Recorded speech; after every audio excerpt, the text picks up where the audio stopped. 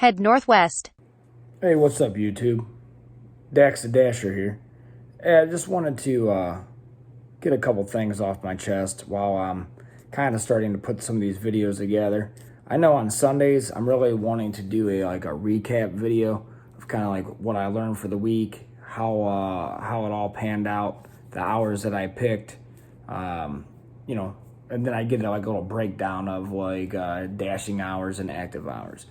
But in this short little video that I'm putting together, just different clips and some things that I kind of put together throughout the week. Just kind of getting started here. But what I was thinking about when I was driving tonight is, I think there's like a huge epidemic of people when it comes to business. Everybody's so used to getting a W-2. So, the job pays you, and then that's how you pay your bills or whatever. But when you run a business, it's a little bit different. And over my 40 years, like 27 of them working pretty much for myself or working for other companies.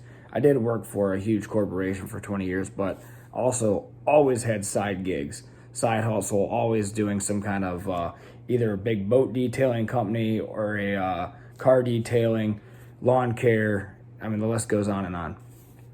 One of the biggest takeaways that I really want people to get from this is that every time you get paid, so like with DoorDash, we get paid on Tuesdays. You have to figure it out. You have to figure out how much money you're going to set aside for your expenses, right? I'm talking how much gas are you going to allow for the week? How much, maintenance for the car? It's not if your car's going to break, it's when your car's going to break. It doesn't matter. I have a brand new Ultima. I'm still putting money aside. So even if it's just a couple dollars, I line it up accordingly. And taxes, of course, 20 to 30%, based on whatever. But that's just something I was kind of thinking about. It's like, as an independent contractor, people are like, oh, you're working for yourself, you work your own hours. Yeah, that's all great. And I've heard someone say, something about like, can't do this full time. Well, I guess you can or you can't. I mean, it just depends. I mean, most people run a lot of businesses full time. You're not getting that kind of hours, but I guess if your market allows for it, I mean, I'm doing pretty good to knock down 25, 30 hours a week. And that's where I'm kind of building up to, and just I'm going to play it out over the course of months, and then I'm going to be able to get a little bit better idea. But that was just something I was thinking about. You need to like your food. A lot of people don't like their food to touch. Well, you don't need to have your money touching either.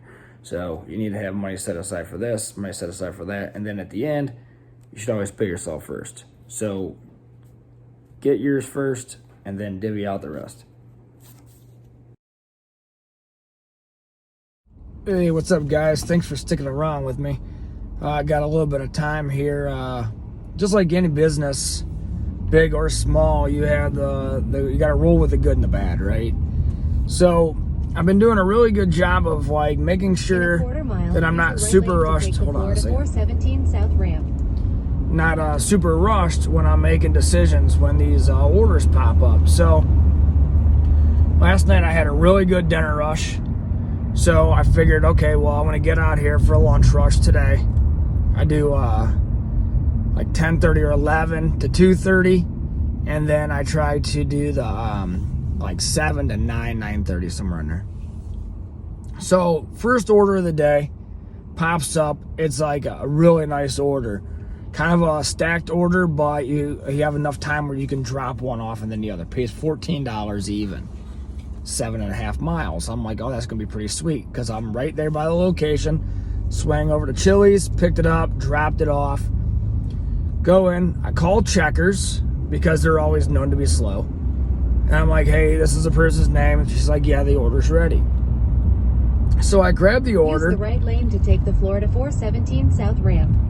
Sorry about that. I don't know if you can hear my navigation, but I pick up the order, and like always, I send a message to the customer. 417 South for a half mile. And I let them know that, hey, I'm on my way. Thank you for choosing DoorDash, and I'll be there shortly. Soon as I start heading that way, it says, a couple miles, but it kind of takes me away from where I thought it was going to. So I pull up the map again. I'm just kind of looking at it.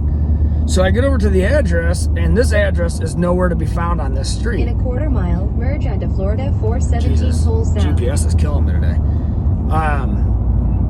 what I was saying was, the address is nowhere to be found. So I call the customer. I'm like, hey, this is the address. It's nowhere near it's not even on this street.